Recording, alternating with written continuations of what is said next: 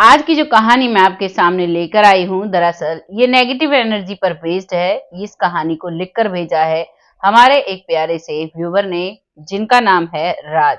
राज जो कि अपने दोस्त के साथ जो एक्सपीरियंस उसने शेयर किया है हमारे साथ, जो उसने एक्सपीरियंस किया था उसके बारे में बताता है।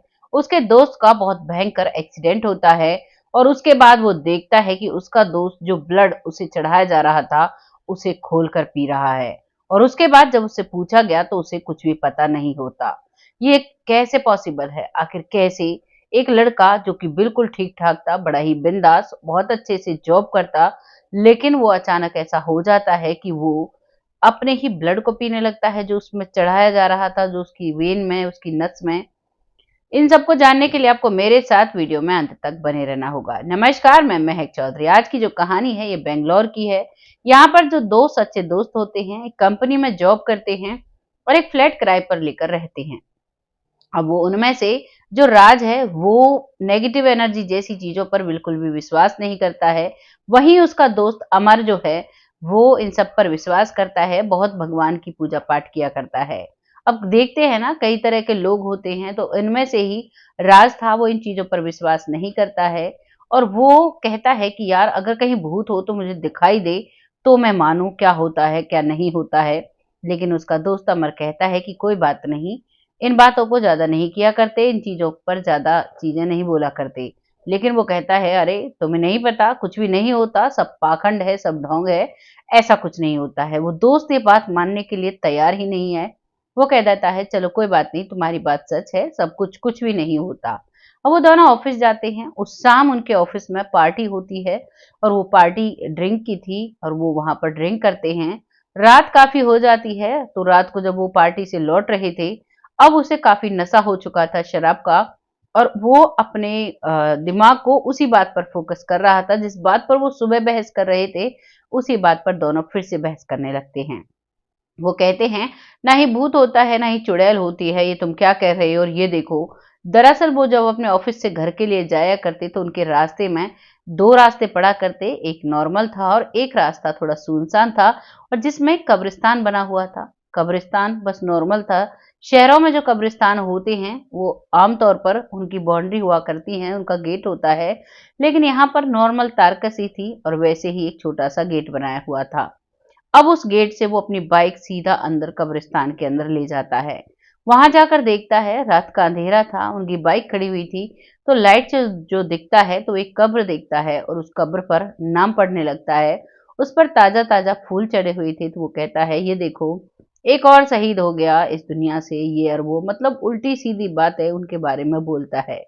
उसका दोस्त अमर उसे समझाता है कि ये तुम क्या बोल रहे हो, तुम होश में हो, तुम किस जगह पर खड़े हो। लेकिन जो राज है वो कोई भी चीज़ सुनने के लिए तैयार नहीं था और वो मज़ाक मस्ती कर रहा था और वहाँ खड़ा होकर कह रहा था, अगर ऐसी कोई चीज़ होती तो अभी मुझे आकर रोकती। ऐसा कुछ भी नहीं है, मैंने अमर तुम्हें समझाया ना है, ऐसा कुछ भी नहीं है। वो कहता है, चलो ठीक है, चलो अब यहाँ से चलते हैं, और तुमने बहुत बोल लिया उल्टा-सीधा। लेकिन वो कहता है, अभी रुको, मैं टॉयलेट करके आता हूँ, तुम बाइक को सीधा करो। अब वो अपनी बाइक को जाकर, जो अमर है वो सीधा करने लगता है।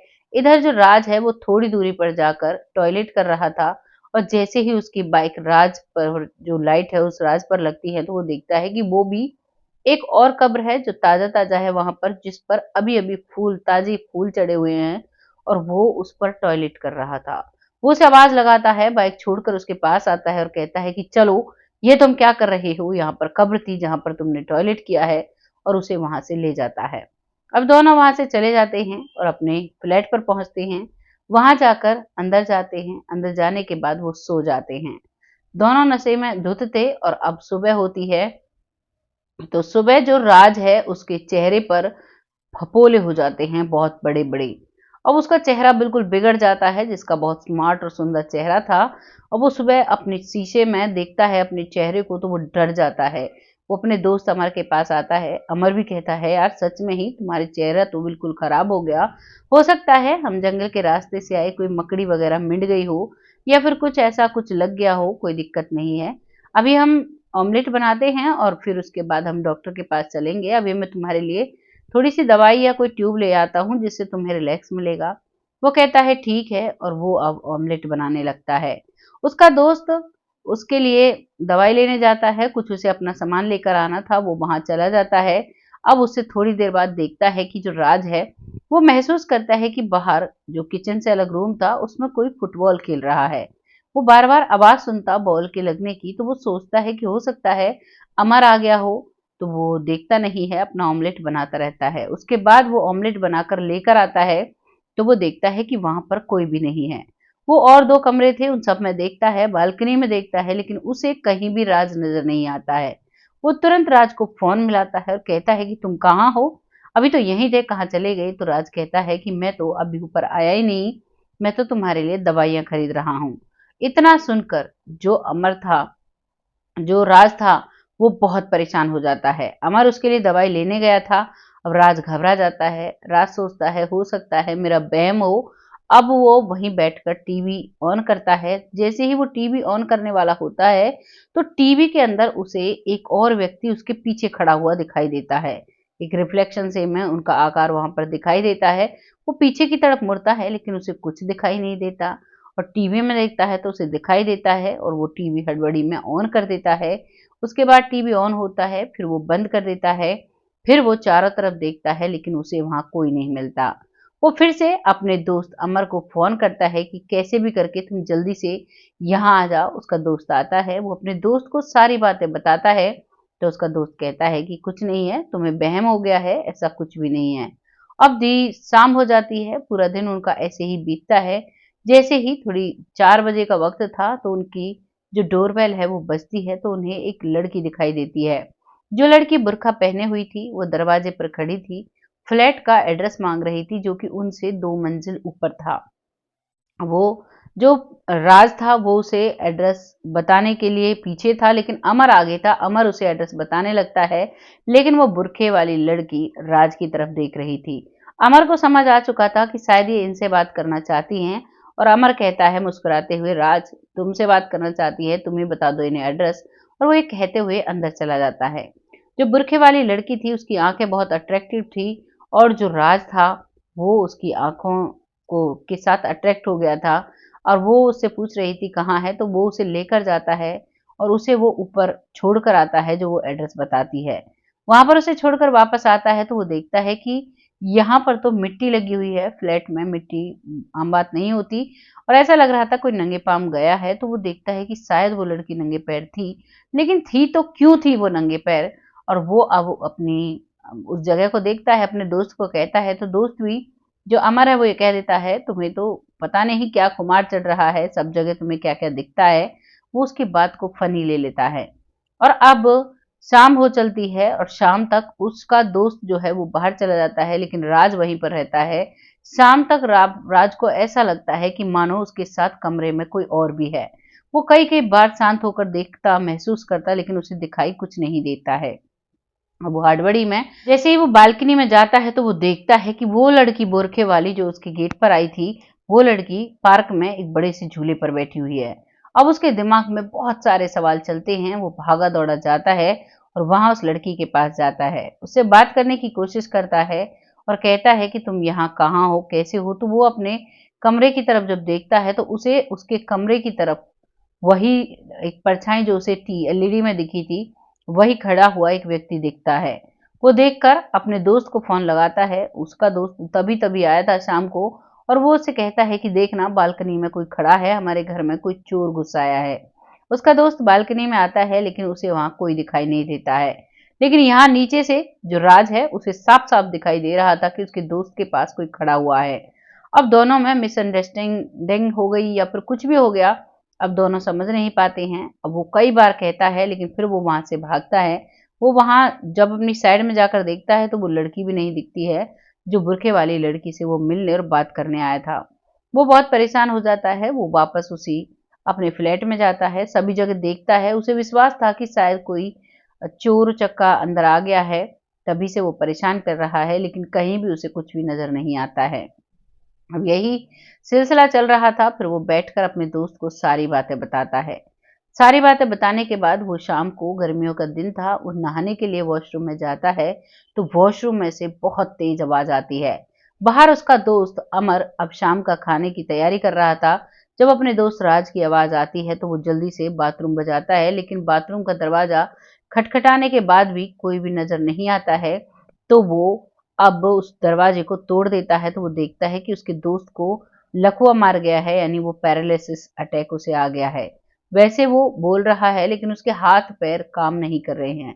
जैसे तैसे अमर अपने दोस्त राजू को उठाकर ले जाता है और वो उसे ले जाकर अब एक ऑटो लेने के लिए जाता है। तभी वो देखता है कि उसका दोस्त जो राज है, वो वैसे तो चल नहीं पा रहा था, लेकिन जैसे ही एक गाड़ी आती है तो खुद चलकर उस गाड़ी के आगे आ जाता है। वो गाड़ी उसे टक्कर देती है, बहुत तेज टक्कर देती है, वो दूर उछट कर गिरता है। लेकिन फिर से वो गाड़ी मुड़कर उसकी तरफ आ रही थी और राज वहां से उठकर फिर से गाड़ी के सामने आता है। यह सिलसिला उसका दोस्त अमर देख रहा था और वो बहुत परेशान हो जाता है।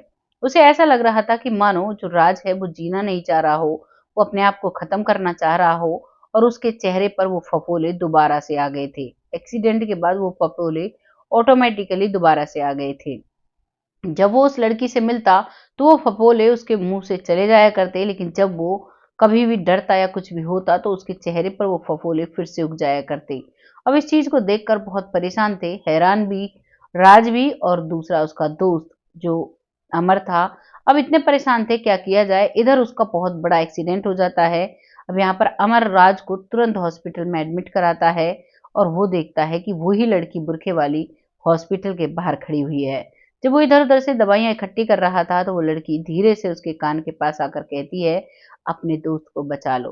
वो दोबारा पलट कर उसको देखता है तो उसे कहीं भी वो बुरखे वाली नजर नहीं आती है। वो तब तो हड़बड़ाहट में उल्टा अपने दोस्त के पास हॉस्पिटल आता है। फिर उसके बाद उसकी केयर होती है। अब वो अपने दोस्त के लिए जब सारे ट्रीटमेंट अलॉट करवाता है, अपने दोस्त को ब्लड भी चढ़वाता है क्योंकि उसका काफी ब्लड लॉस्ट हो गया था उस एक्सीडेंट में। और वो इतना असमंजस में पड़ जाता है अमर, ना तो अपनी माँ को बता पाता है ना ही राज की माँ को बता पाता है, और उसका इलाज कराता है। अब रात को वही उसका ध्यान रख रहा था अटेंडेंट के तौर पर, लेकिन वो क्या देखता है कि रात को जो ब्लड उसे चढ़ रहा था उसका दोस्त उठकर उसे ही पीने लगता है। वो उसे देखकर डर जाता है और वो अपनी आंखें बंद कर लेता है। उसके बाद वो लड़की दिखाई देती है। जब वो देखता है इधर उधर कोई देख नहीं रहा क्या, तो वो देखता है कि वो लड़की बाहर आकर बैठी है, और जब वो वहां आकर बैठती है तो राज आराम से लेट जाता है, चुपचाप शांत सा लौट जाता है। ऐसा लगता है कि इसने कुछ किया ही नहीं। यहाँ पर जो अमर है वो कनेक्शन समझ रहा था कि इस लड़की का और मेरे दोस्त का कोई ना कोई कनेक्शन है, लेकिन वो क्लियर नहीं कर पा रहा था। अब वो बाहर जाता है तो वो लड़की फिर से कहती है कि अपने दोस्त को बचा लो। अब वो उससे कहता है कि कहाँ बचाना है, क्या कहना है। इतने में ही वो लड़की जाकर निकलती हुई दिखाई देती है। अमर उसका पीछा करता है तो वो मस्जिद की तरफ जाती है। वो मस्जिद की तरफ जाती है। जब पहले उससे बोला था तब भी वो मस्जिद की तरफ गई थी, तो अब यहाँ पर अमर को लगने लगता है कि जो भी सोल्यूशन मिलेगा वो मस्जिद के अंदर मिलेगा। वो सीधा मस्जिद जाता है, वहां पर जाता है मौलवी साहब से मिलने के लिए, लेकिन वहां पर एक और व्यक्ति मिलता है। वो कहते हैं मौलवी साहब तो सुबह मिलेंगे, और वो लड़का एक ताबीज देता है कि ये ताबीज तुम अपने पास रखो और जो भी प्रॉब्लम है अपने दोस्त के साथ रहो। अब तुम्हारे ताबीज से तुम्हारा कोई कुछ नहीं बिगाड़ सकता। अब उसके दोस्त के लिए वो कुछ नहीं दे पाता है। वो कहता है कैसे भी करके तुम्हें रात काटनी होगी। अब वो पूरी रात अपने दोस्त के कमरे में रहता है, और रात को जो उसका दोस्त है वो हल्की सी स्माइल देता है, सोता हुआ रहता है। अपने दोस्त को पूछने हालचाल पूछने के लिए वो उसके पास जाता है। वो धीरे से बोलता है तो वो उसकी तरफ कान करता है। जब अमर कान करे खड़ा हुआ था राज की तरफ, तो राज धीरे से बोलता है, मैं इसे मार दूंगा।